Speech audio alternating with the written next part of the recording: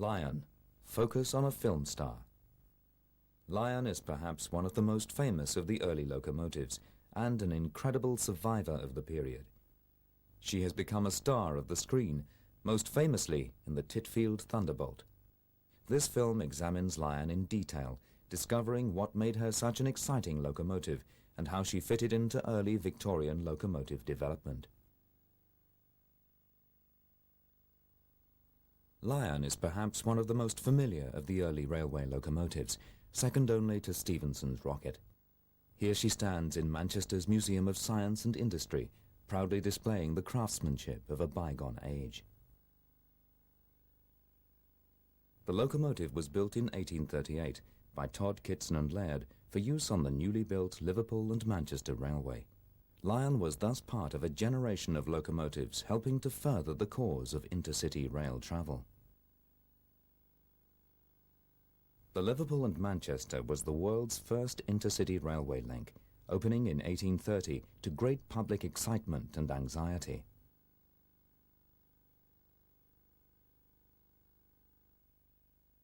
The railway incorporated many types of terrain, from the boggy marshes of Chat Moss to staggeringly deep cuttings such as Olive Mount cutting.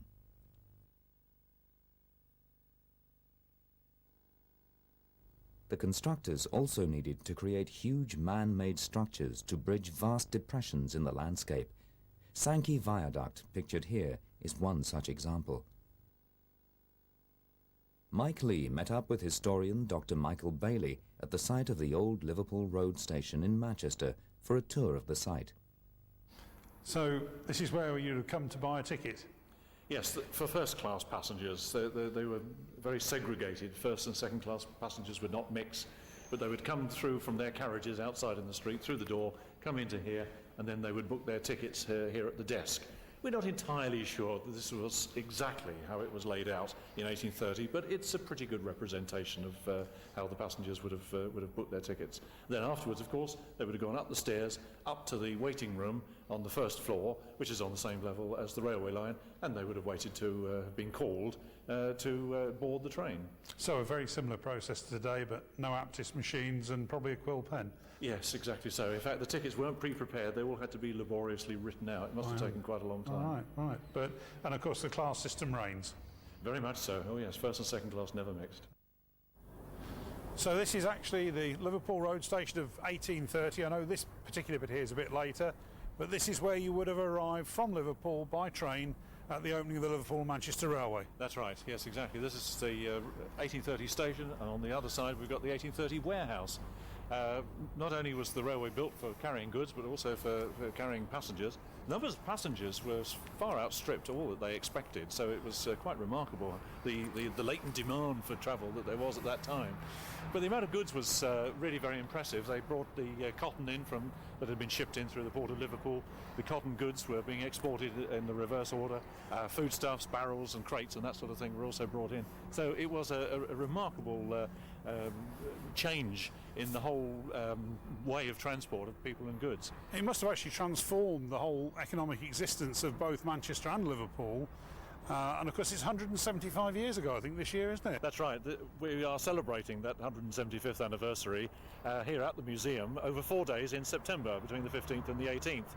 So it'll be a big occasion for people to put in their diaries. We're calling it the Riot of Steam. And we are inviting onto the site the replica of the rocket from the National Railway Museum, the replica of Saint-Péray from the NRM's Locomotion Museum in Childon, and the replica of Novelty, which is coming all the way across from Sweden. So there we've got the three participants of the Rainhill trials, together, of course, with our own Planet replica, and not forgetting Lion as well. So it's going to be quite an occasion. We're going to have a cavalcade, lots of sideshows, and of course the opportunity to ride behind each of the locomotives in turn. It sounds absolutely superb. So middle of September, I think I'll be here. Lion was built in a period of very rapid change in locomotive design. She was to seem both extremely large in her youth and extremely small only a couple of decades later. When we compare Lion to the Stephensons' first major commercial effort, Locomotion, the latter appears both small and primitive, though it was no less revolutionary just over a decade earlier.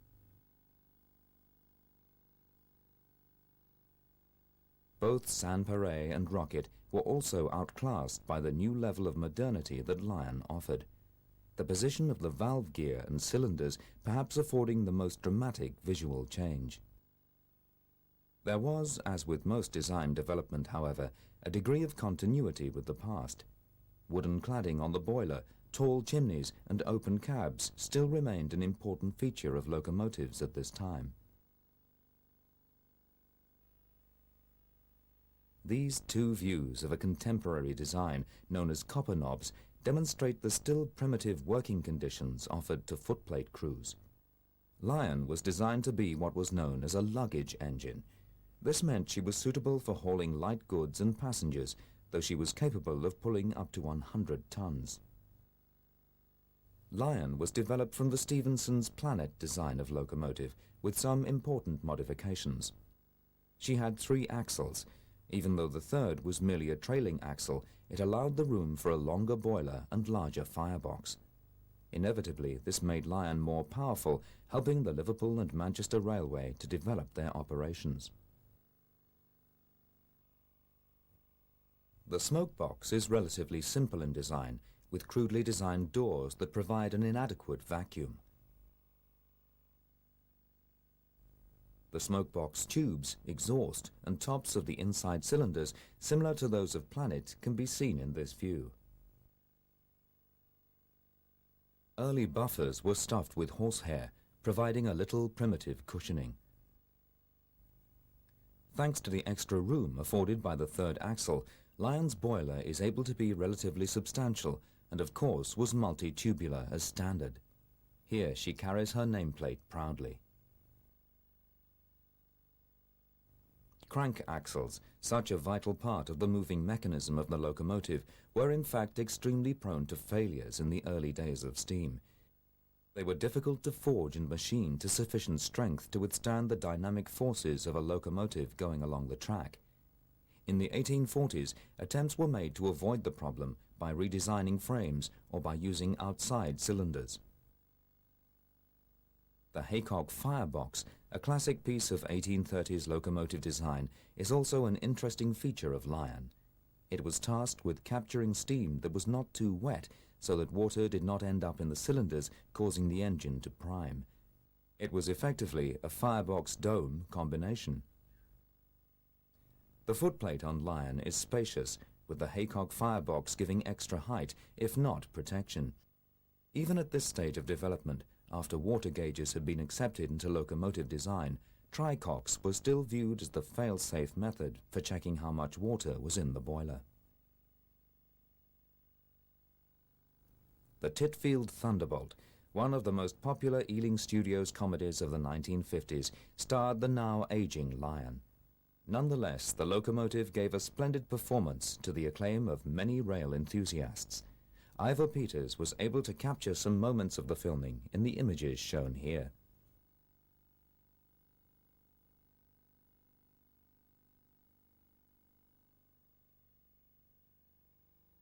Overall, Lion embodied both continuing trends of design from the past as well as innovations for the future. She captured the imagination of both Victorian engineers and entrepreneurs. This star of rail and screen was to be superseded relatively rapidly, however, as locomotive design steamed ahead.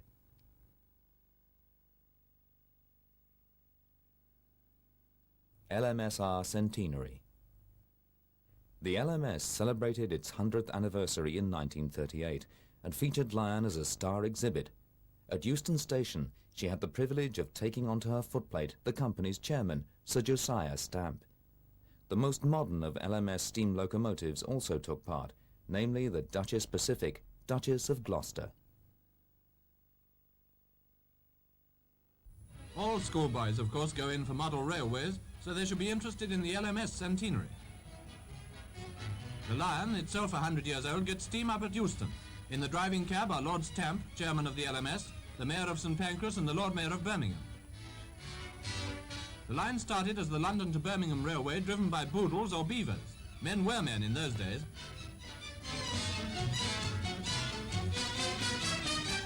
100 years of letting off steam have made our stations what they are, but the Lion's all right and can still do 30 miles an hour, in a horizontal direction, of course. Following is the Duchess of Gloucester, a streamlined 20th century model. The drivers of the Lion get back on schedule all right just before they open. Lion roars again.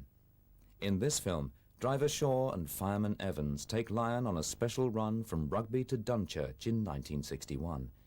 This is a rare outing from the Crewe Railway Museum, where she has been kept since 1928.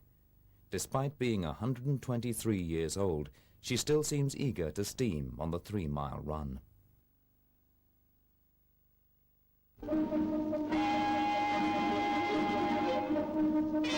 As railwaymen of 1838, driver Shaw and fireman Evans were to take the Lion, 123 years old, on the 3-mile run from Rugby to Dunchurch. The Lion had been brought from her den, the Crewe Railway Museum, where she's been kept since 1928.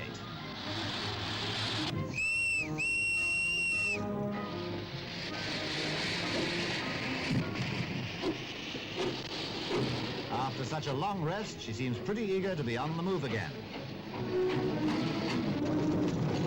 Her appetite was as keen as ever. But even with a Lion, sooner or later, enough is enough.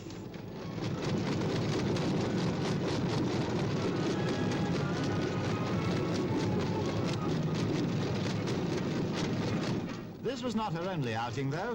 She's appeared in several films, the most famous being The Titfield Thunderbolt. But nevertheless, she's made the most of this chance to roar again. Isn't she a beauty?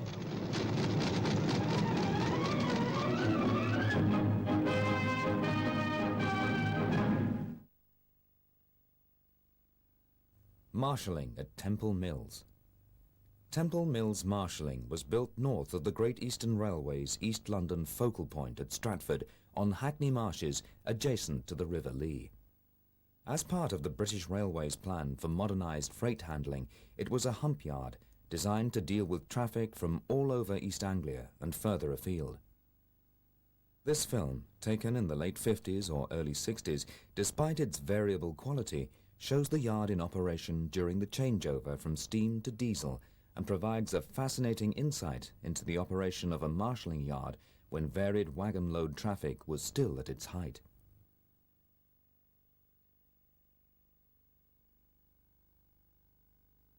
This view from the hump cabin shows an incoming train being propelled up to the hump, brake van first. The control panel for the cabin can be seen as the train is slowly pushed past.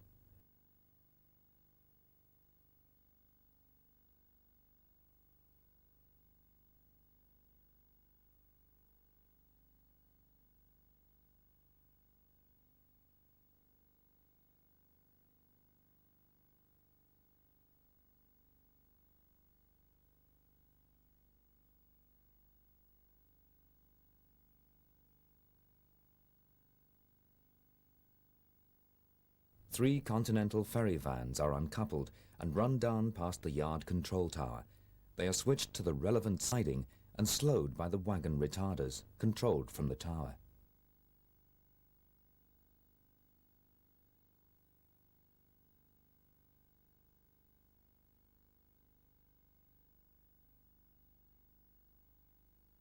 Further wagons are seen passing over the hump and being switched and retarded from the yard control tower.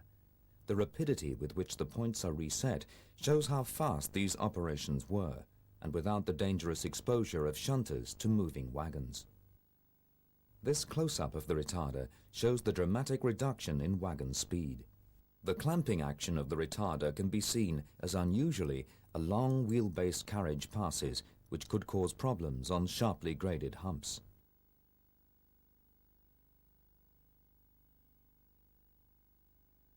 Next, some Continental refrigerated vans run through the retarders into the yard.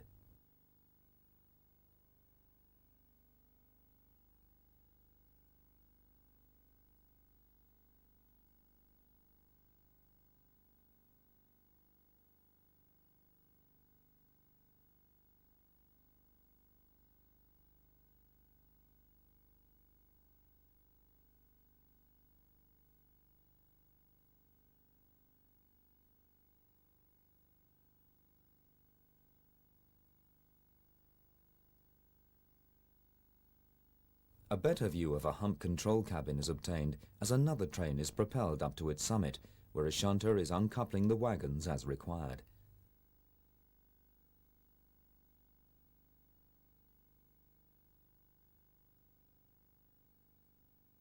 The brake van is released first, to be run off to go into a brake storage road, ready to use on an outgoing train, followed by a van and some bulk grain wagons.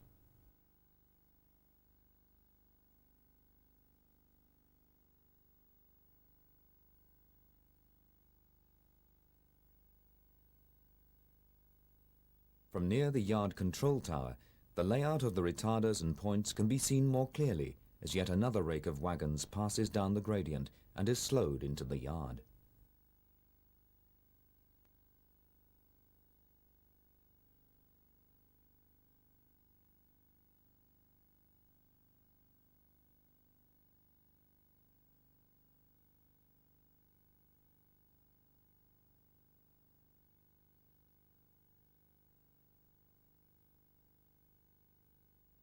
From the control tower, the River Lee is seen as a single container truck runs into a siding, followed very quickly by vans going down the opposite side of the yard.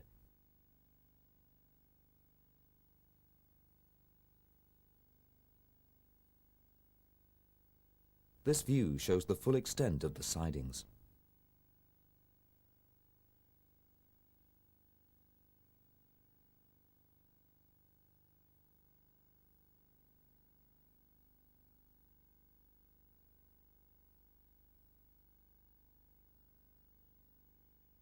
In this view, the propelling tandem diesel shunters unusually follow on over the hump down through the retarders, rather than returning to the reception sidings.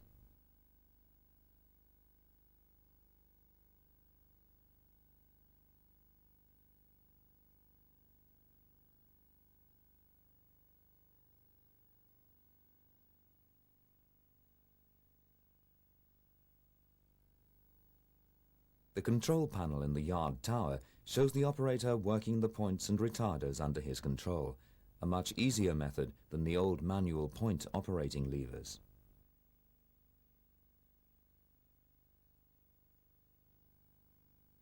A new brush Type 2, now Class 31, enters the yard with a very mixed freight.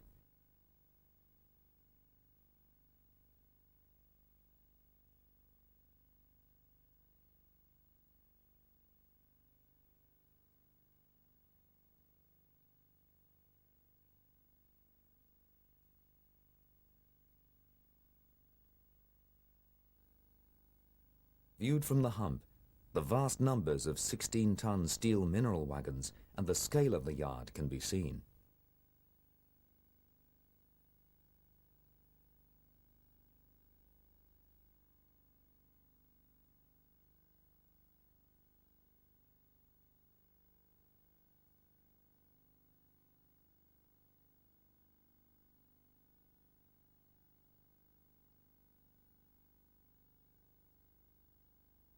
Number 67731, a Stratford L1264 tank engine runs by, bunker first, passing two brush Type 2s in multiple.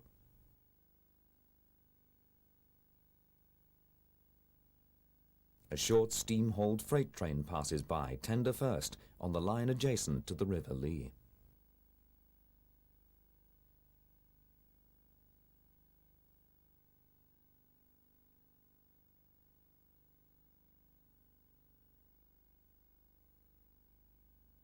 A British Thomson Houston Type 1 is seen approaching the hump with a train consisting primarily of mineral wagons.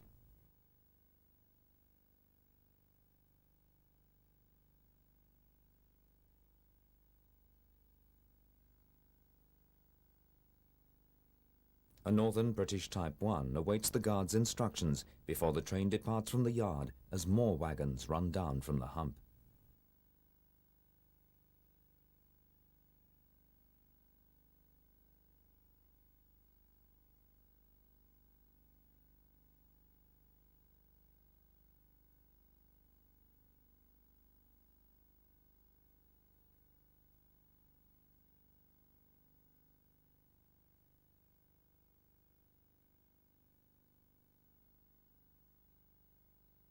The height of the yard control tower gives excellent visibility over the yard layout.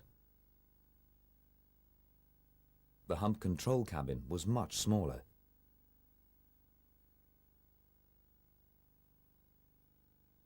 The train now passes the diesel depot with Brush Type 2s and BTH Type 1s in residence. Dieselisation in this part of London was to be a godsend because of the desperate shortage of crews. Younger men seemed unwilling to take on arduous work in the steam shed in the late 1950s and early 60s.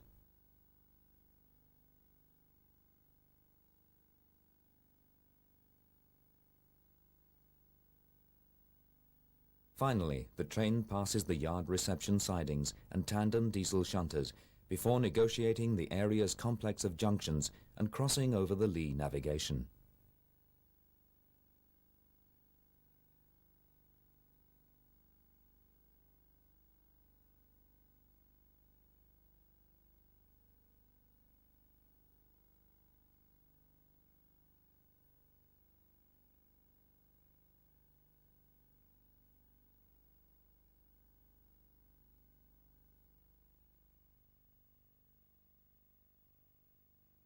Along Great Eastern lines.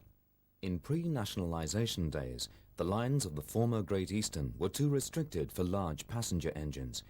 In the 1950s, the Britannia Class 7 Pacifics revolutionised train performance, and in the post-steam era, even bigger locomotives have been able to visit former Great Eastern Railway lines.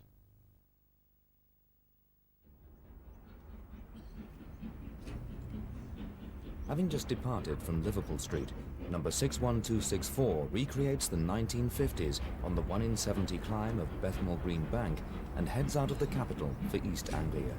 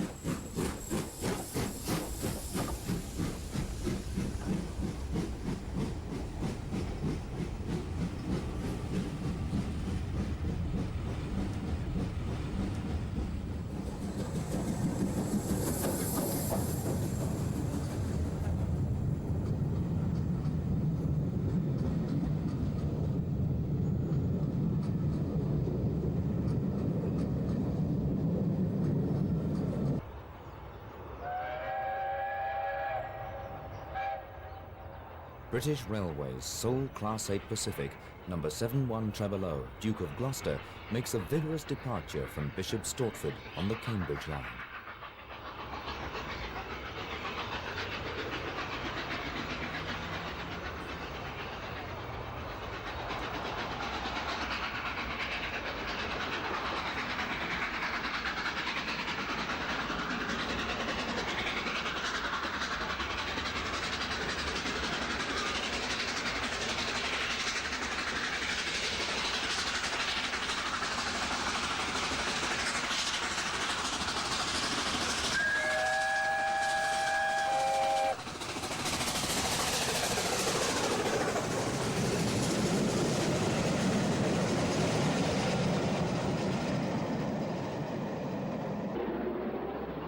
Number 7000 Britannia storms towards Stansted Mount Fitchett in magnificent form.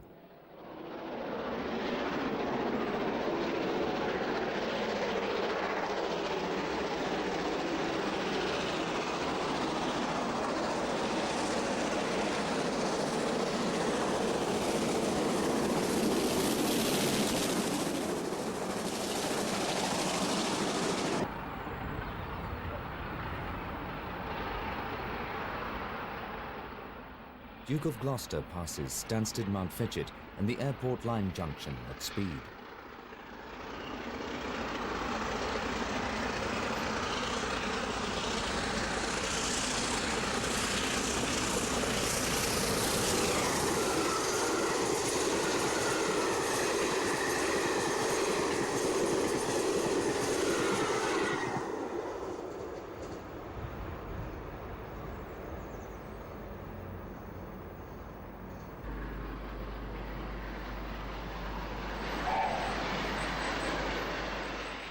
Here, the tunnel through the chalk at Audley End plays host to Sir Nigel Gresley.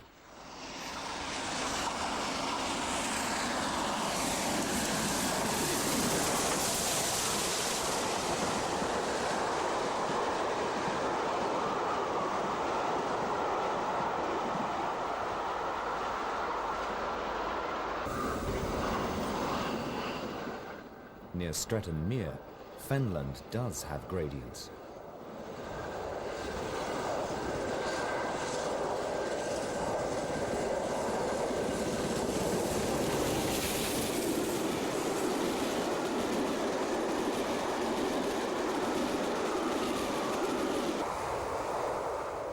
Union of South Africa streaks alongside Streatham Mere.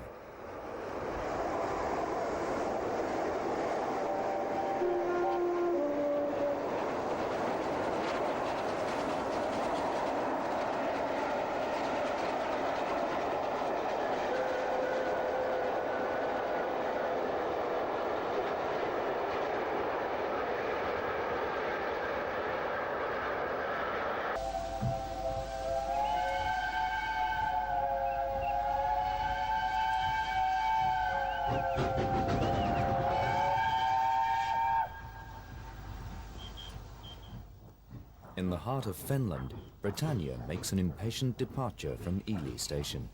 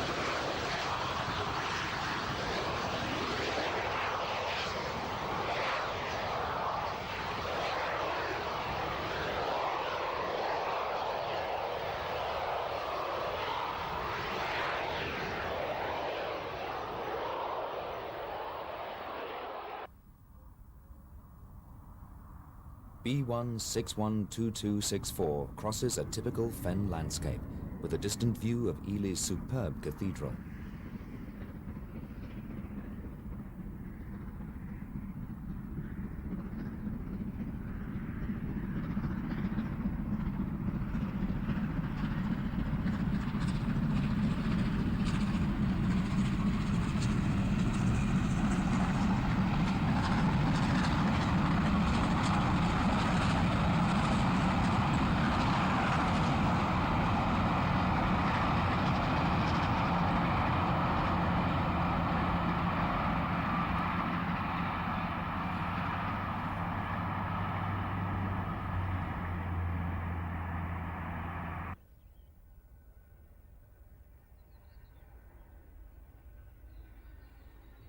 Whittlesea.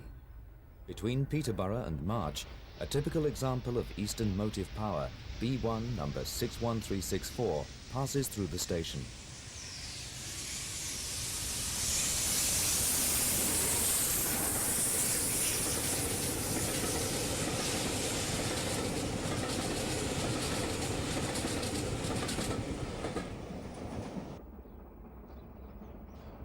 Britannia approaches Thetford on the Ely to Norwich line at speed.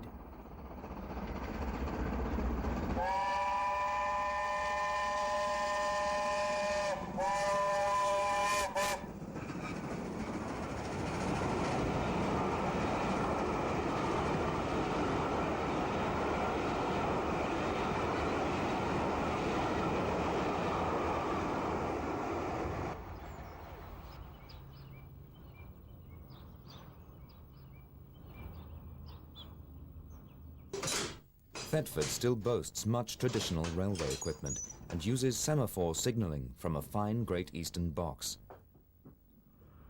Later in the day, Britannia passes on its return journey.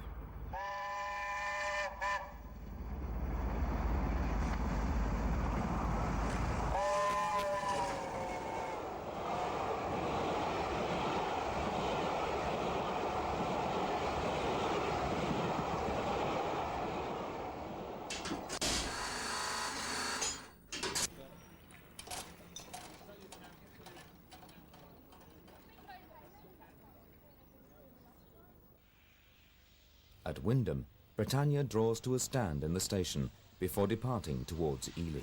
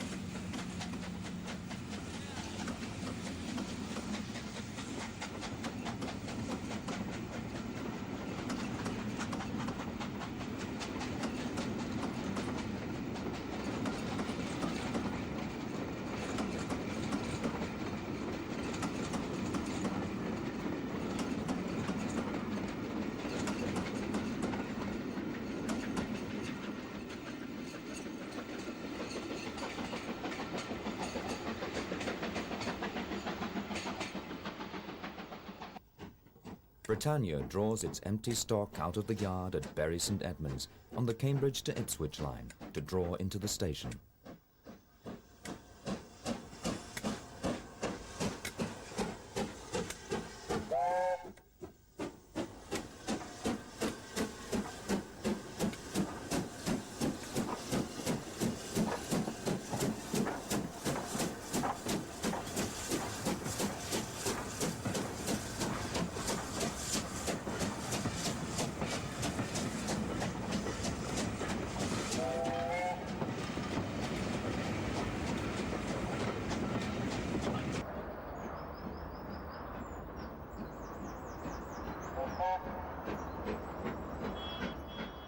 As Britannia departs, the superb architecture of the station forms a backdrop.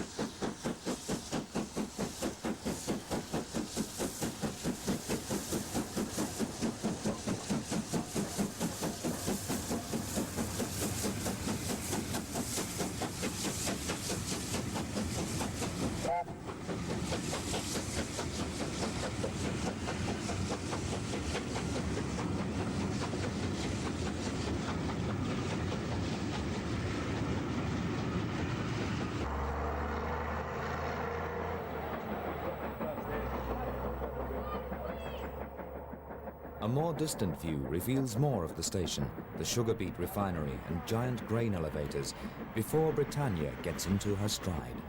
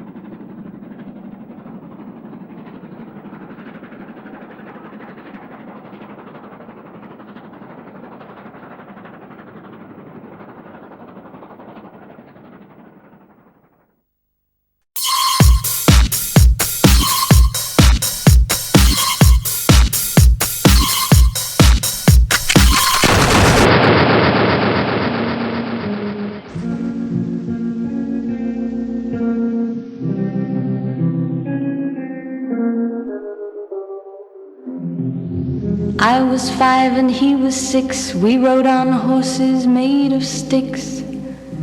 He wore black and I wore white. He would always win the fight. Bang, bang, he shot me down. Bang, bang, I hit the ground. Bang, bang, that awful sound. Bang, bang, my baby shot me down, down, down, down.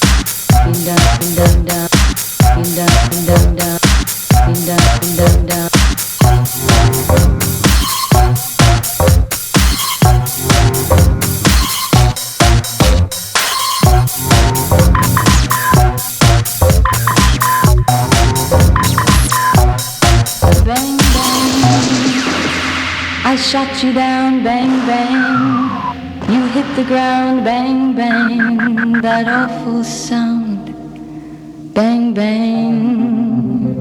I used to shoot you down, down, down, down, down, down, down, down, down, down, down, down.